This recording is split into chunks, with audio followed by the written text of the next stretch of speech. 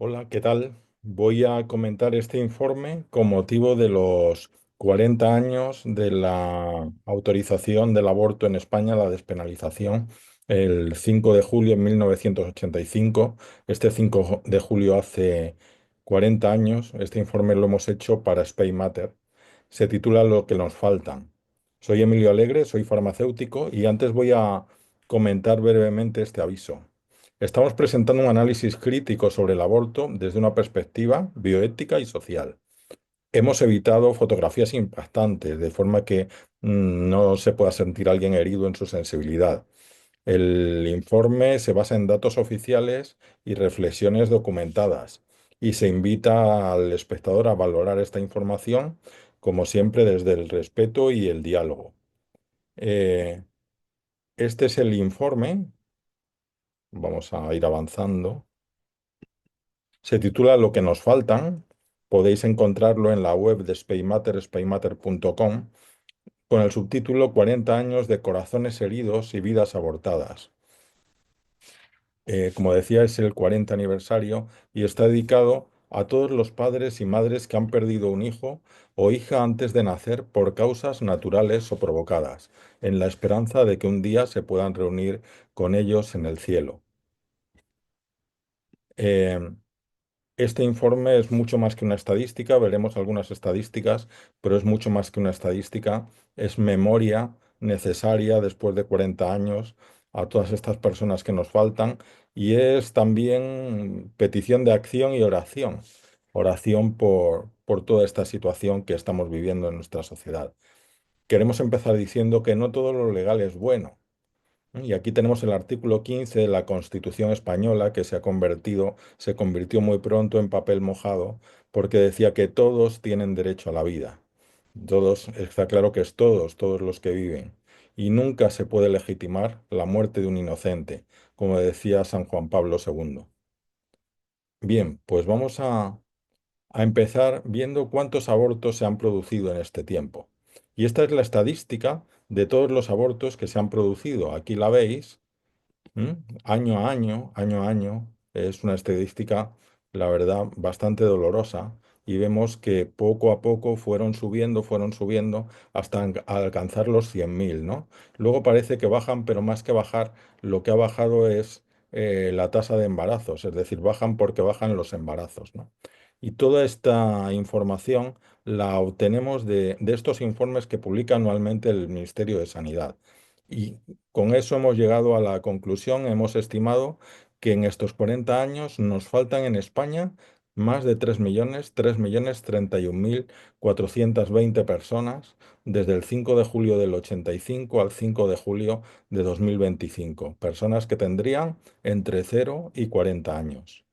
Si esto lo ponemos un poco en contexto, porque claro, los números tan grandes es difícil de ver, ¿no? Aquí tenemos toda la estadística, año a año, todos los números y cómo da la suma, ¿no? De más de 3 millones. Pues bien, 3 millones es más que todos los habitantes de la comunidad autónoma de Galicia. Lo que nos falta una comunidad autónoma entera. Nos falta como la ciudad de Madrid, 3,4 millones tiene la ciudad de Madrid, poco más que los que nos faltan, ¿no? Si lo miramos por parroquia, en España hay más de 20.000 parroquias, serían 5 abortos por parroquia al año. Mm, Al final, la media de los últimos años son 95.000 niños abortados al año. Por cierto, digo niños. Es verdad que la palabra técnica sería embriones, primero, luego fetos, pero nadie dice en lenguaje coloquial el feto me ha dado una patadita, ¿no? Ni nadie dice hemos visto el embrión en una ecografía. Todo el mundo dice hemos visto al niño, la niña en una ecografía. Y esto no les gusta a los abortistas, que digamos esto así, pero es el lenguaje coloquial. ¿Y por qué no les gusta? Pues porque en el fondo la palabra niño o niña está cargada de humanidad. Enseguida nos hace ver a ese niño o esa niña como un igual, como un ser humano, incluso más como alguien al que hay que proteger. Y es que es la realidad, ¿no? Pues son 261 niños al día los que se abortan, como 10 clases de primaria al día. Todavía más impactante, un niño cada 6 minutos, en realidad cada menos. Hemos puesto 6 minutos para redondear. Cada 5 minutos 31 segundos habría un aborto, continuamente, continuamente, ¿no? Y bueno, pues hemos aprendido precisamente de la Madre Teresa ese principio suyo, ¿no? Que es que no hizo falta que lo dijera de palabra, que es que lo enseñó con su vida. ¿Sabe? Ella se encontraba en una zona donde había miles y miles, millones de personas desfavorecidas, personas con problemas, pero ella atendía a cada uno, porque cada vida cuenta, ¿no? Y cada niño que logremos salvar, cada madre que logremos salvar del aborto, pues luego será algo muy bueno, ¿no? Bueno, pues realmente el aborto es la tercera causa de muerte en España. Es decir, es que todos los años pues se dan las causas de muerte y claro, no se incluye a los niños abortados.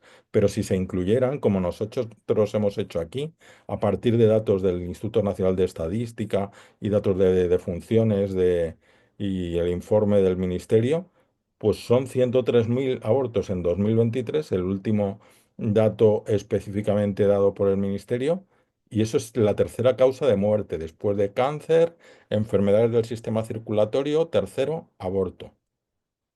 Luego vendrían enfermedades del sistema respiratorio, etcétera. Entonces, llamar al aborto, como se le está llamando, salud sexual y reproductiva, que es la estrategia de salud sexual y reproductiva, el facilitar el aborto, pues parece algo bastante cruel y bastante insensible, ¿no? Esto de salud tiene muy poco, ¿no? Eh, Otro dato es que por cada tres nacidos actualmente está habiendo un niño abortado. Por cada tres que nacen, uno es abortado. Esto no ha sido siempre así, de hecho, ha ido aumentando. En 2013 eran uno de cada cinco. O sea, perdón, uno nacido, no, uno abortado, cuatro nacidos, ¿no?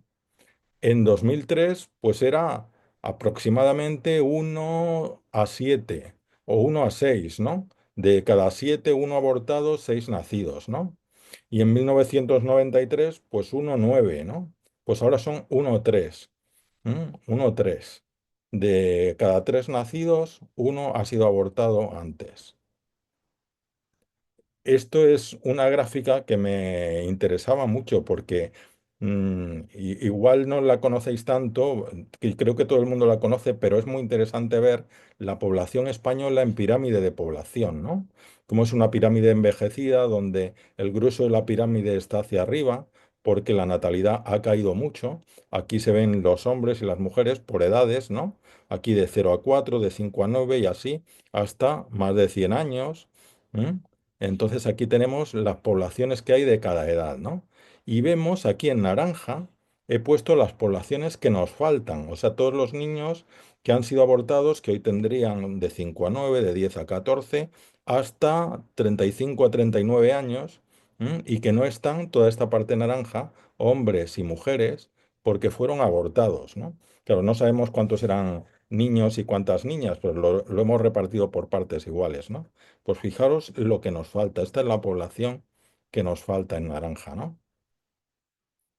Vamos a cambiar ahora de números y vamos a hablar de quién recurre al aborto, un poco el perfil de las personas que recurren al aborto, sin ningún juicio, porque realmente son las segundas víctimas. Es decir, toda la sociedad ya desde hace años les está abocando al aborto cuando tienen un problema y luego sufren las consecuencias también, ¿no?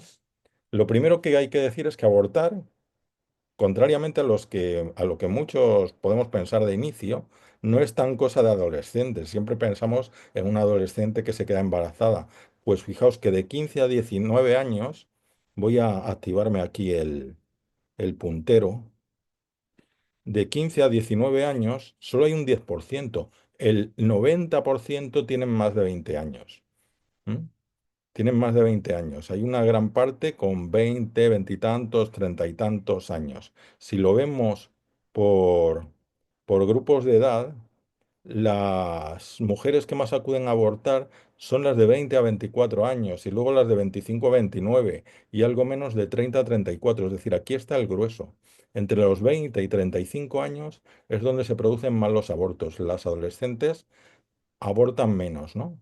Abortan en menor proporción. No, también pensamos en personas que viven con sus padres, pues la mayor parte de las parejas que acuden al aborto ya viven juntas. Digo parejas porque el aborto suele ser cosa de dos. Es decir, hay dos padres, un padre y una madre que han tenido el hijo. Está la injusticia de muchas veces dejar a la mujer con la responsabilidad del hijo y eso es lo que muchas veces acaba traduciéndose en el aborto, ¿no? También hay que decir que muchas veces sucede al contrario, que el hombre no tiene nada que decir y aunque él querría tener ese hijo, pues no se permite y la mujer decide abortar y ya está, ¿no? El caso es que en pareja viven el 47%, con padres o familiares viven el 31%, y solas o con hijos un 17%, o con otros un 5%. Es decir, la mayor parte de las mujeres que recurren al aborto, las dos terceras partes, están ya independizadas de sus padres, ¿no? La mayoría no usa anticonceptivos, pero muchos otros sí. Esto también es llamativo porque muchas veces pensamos que el aborto siempre es consecuencia de no usar anticonceptivos, pero hay un 41% de personas que recurren al aborto que sí están usando habitualmente anticonceptivos. ¿Qué pasa? Pues que los anticonceptivos fallan, ¿no? Y que bueno, pues a veces al final se recurre al aborto. El aborto es un poco el último recurso, ¿no? Y esto también es interesante, creo. El perfil de las parejas que abortaron. Como siempre decimos parejas, ¿no? Porque ya digo que el aborto es cosa de dos. Mm, pero sobre todo tenemos datos de las madres, porque los informes que se hacen en los centros de abortos que se les exigen, prácticamente, vamos, sin prácticamente, es que no piden ningún dato del que ha sido el padre, ¿no? No recogen ningún dato. También entiendo que sería difícil, pero podría ser interesante. Pues el perfil de una mujer que acude a abortar tiene una media de 27 años, convive con su pareja la mayoría, por lo menos el 47%, o vive sola el 17%, es decir, está independizada. Los dos tercios son mujeres españolas, o casi dos tercios. El, Otra parte que falta, el grueso, sería una persona hispana, española o no, pero nacida fuera de España, nacida en Hispanoamérica. De otros orígenes hay muy pocas. Sin hijos, un 57%, pero es curioso que sí que hay personas que ya tienen hijos que acuden a abortar.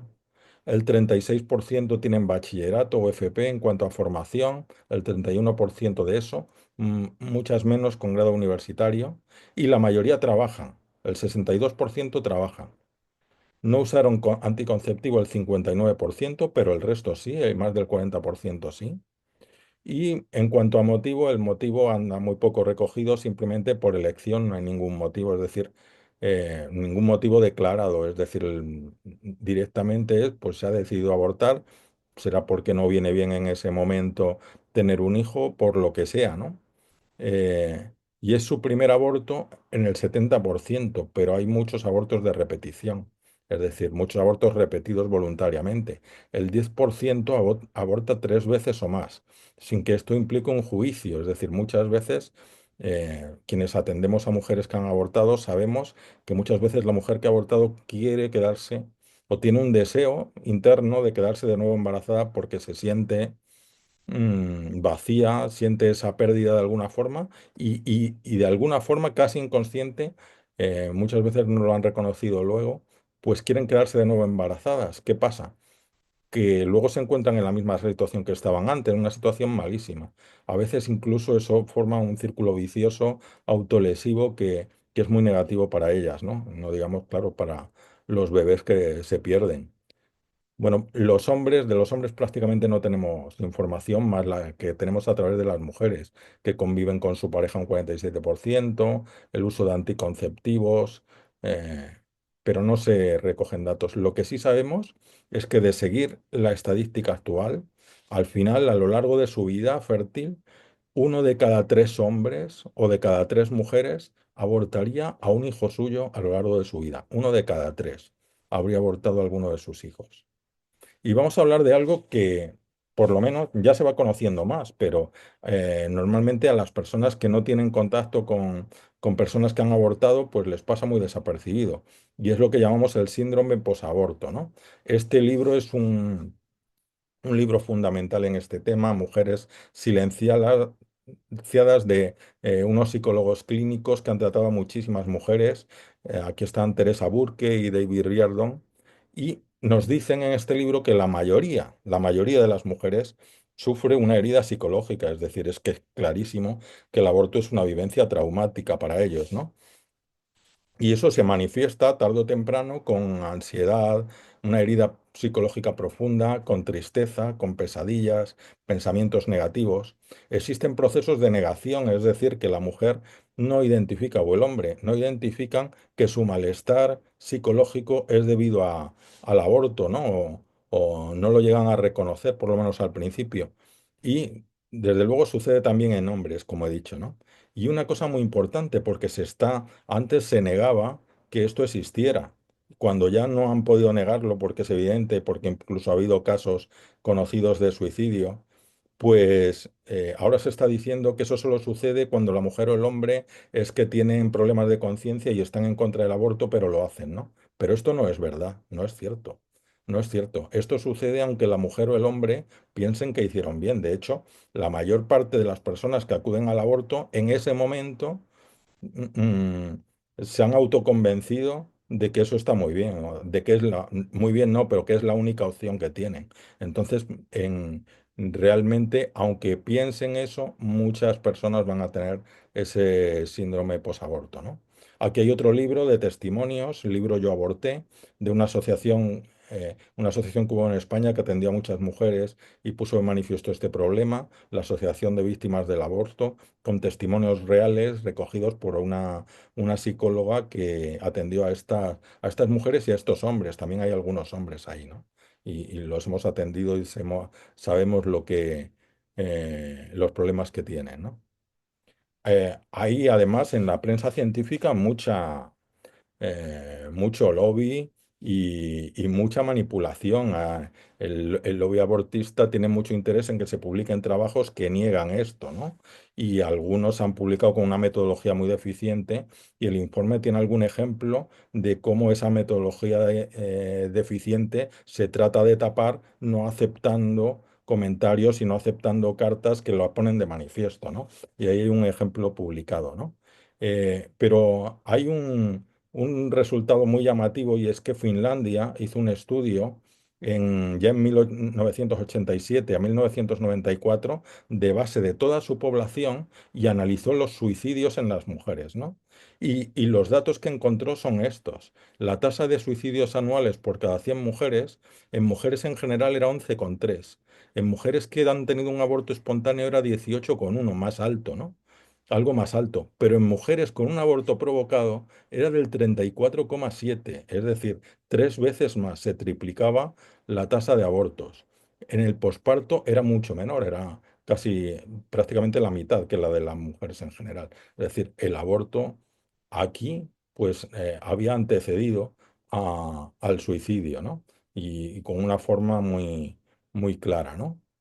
Si esto lo trasladáramos a España, si hiciéramos una extrapolación de la población de Finlandia a la población española, y teniendo en cuenta que aquí hay menos abortos que en Finlandia en esa época, a pesar de que han ido aumentando con el tiempo, pues tendríamos que 10 a 15 mujeres se suicidarían en España por aborto. Y estos son números muy probables. Es decir, eso de que el aborto es salud, pues hay que mirárselo. Desde luego para el niño no es salud, pero espero que para la mujer tampoco, ¿no?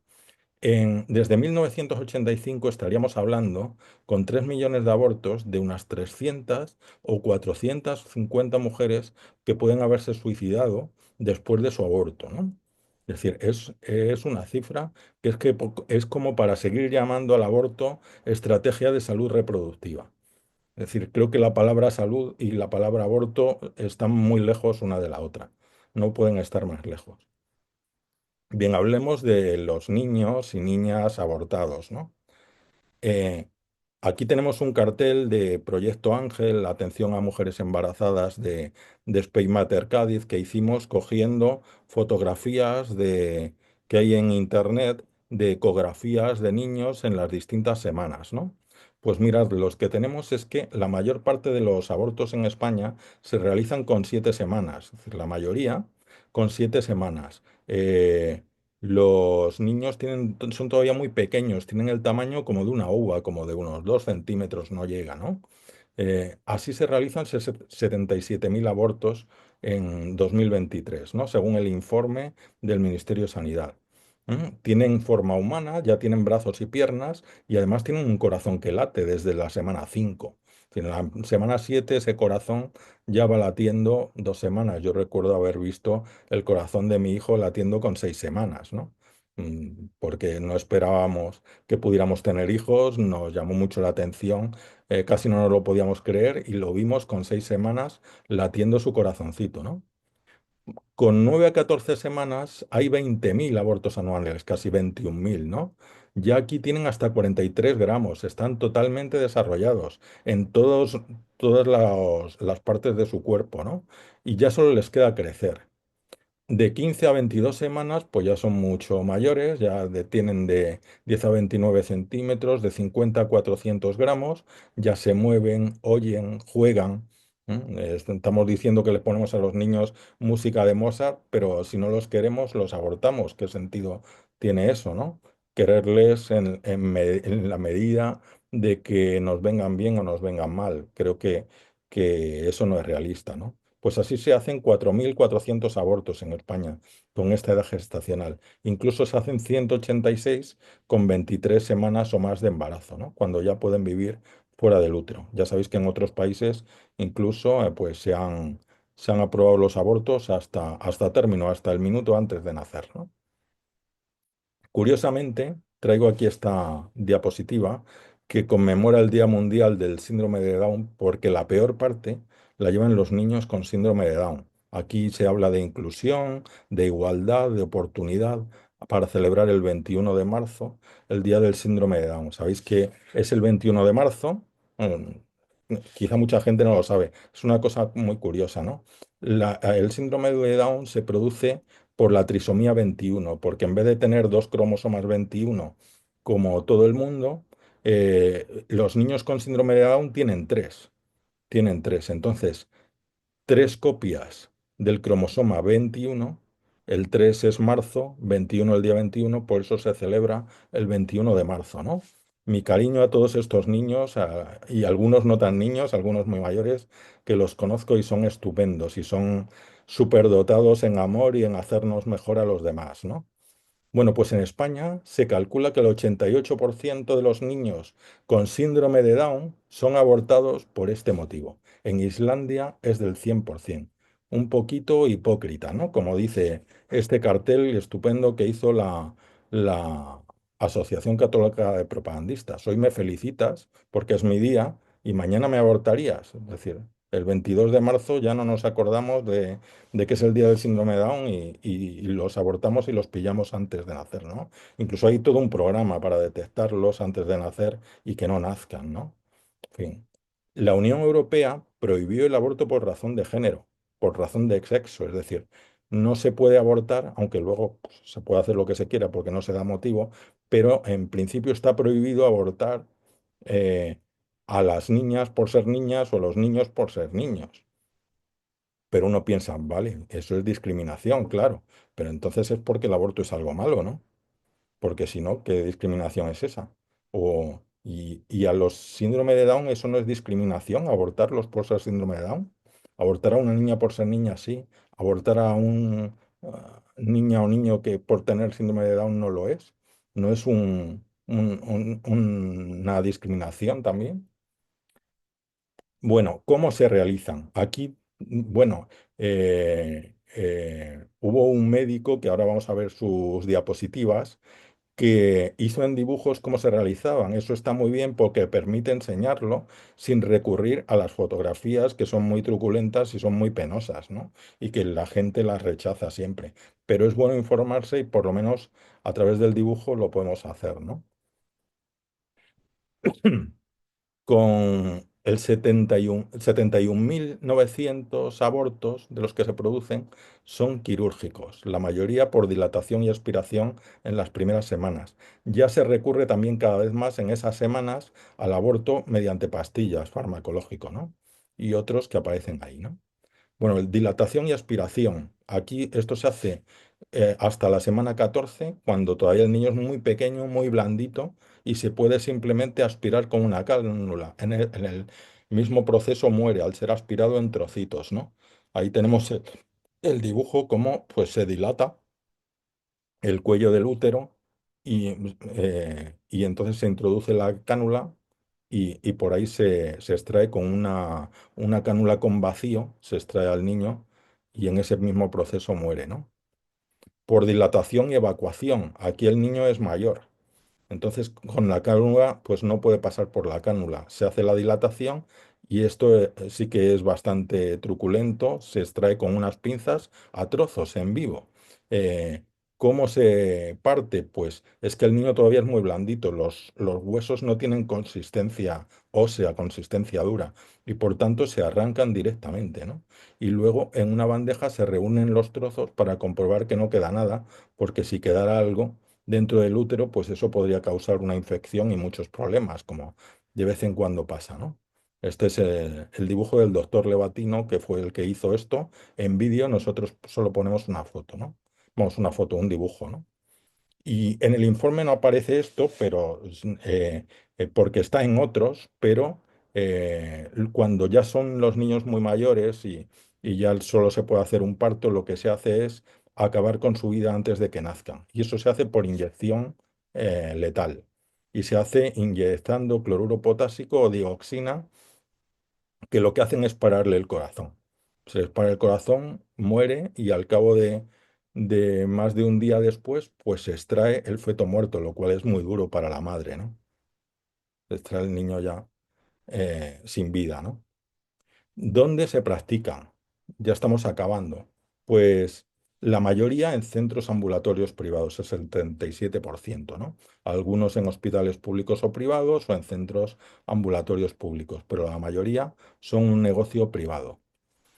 Y en cuanto a la ley, pues la ley que teníamos, la ley que se aprobó en el 85 era de despenalización.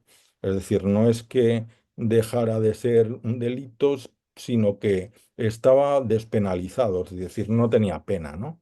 Es decir, no era un derecho, pero no tenía pena, ¿no? Y había tres supuestos.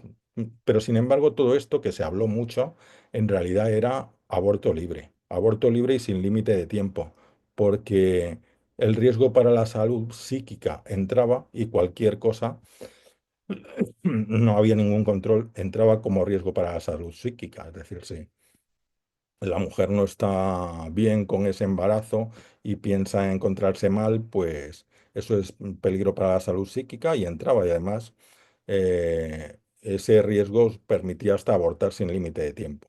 En 2010 se hizo la reforma de la ley del aborto. Y entonces se podía abortar hasta la semana 14 sin motivo y a partir de la semana 14 por causas médicas, ¿no? Médicas entre comillas, porque nada más ajeno a la medicina que acabar con los pacientes. Malformación grave y tal. Y entonces había 3 días de reflexión. Esos 3 días de reflexión se anulan en la reforma de 2023, donde ya tampoco hace falta consentimiento paterno para las niñas de 16 o 17 años y entonces, bueno, pues sin, sin problemas, ¿no? Sin poner ninguna pega para abortar. Pero de hecho, esto no cambió mucho lo que ya estaba sucediendo antes, que en el fondo era aborto financiado desde los poderes públicos con unos partidos y con otros. ¿Cuál ha sido la respuesta de la sociedad en este tiempo? Bueno, pues la Iglesia Católica siempre se ha opuesto al aborto.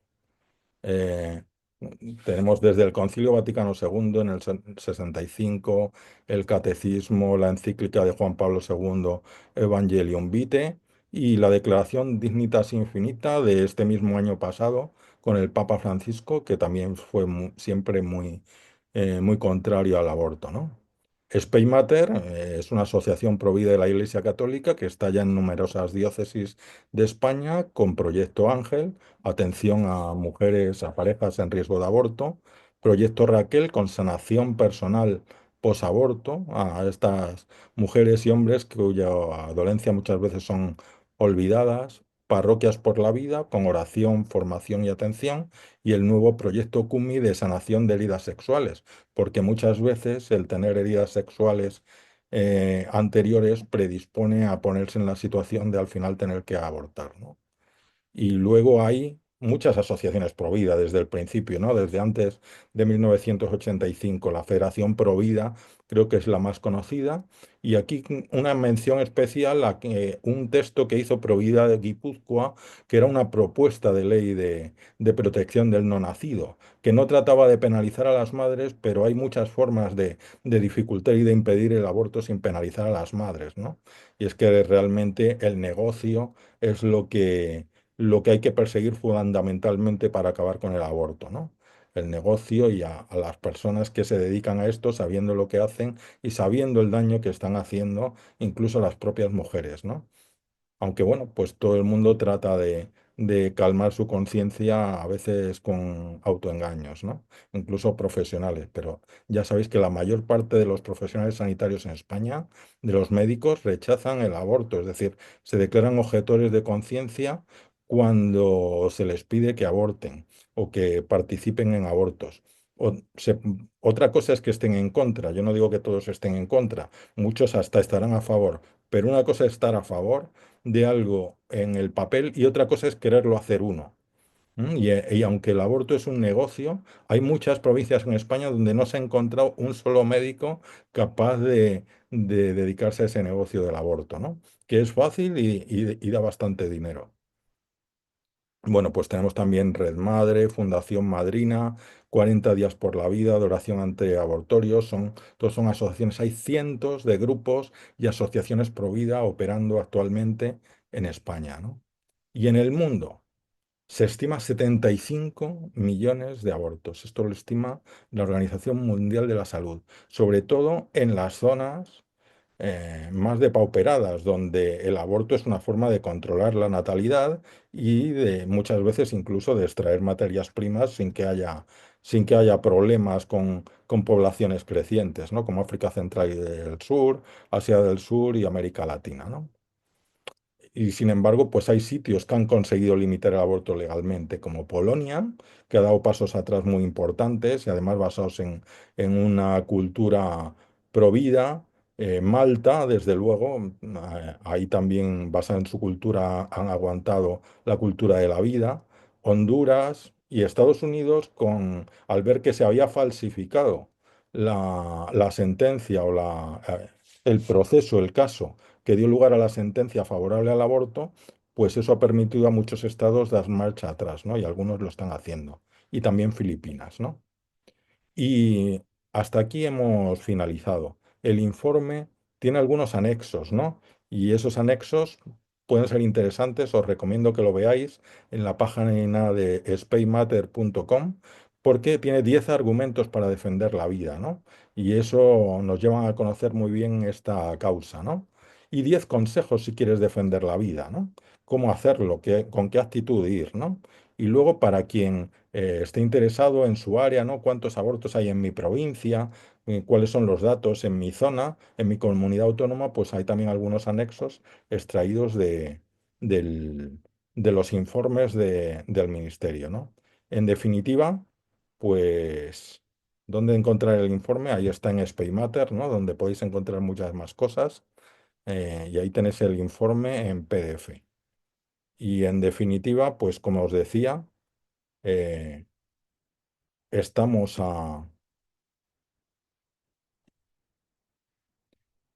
a 40 años de la aprobación del aborto en España. La herida invisible es profundísima y, y creo que hacía falta un recordatorio, una memoria y una oración por la abolición del aborto en España y en todo el mundo. Muchas gracias.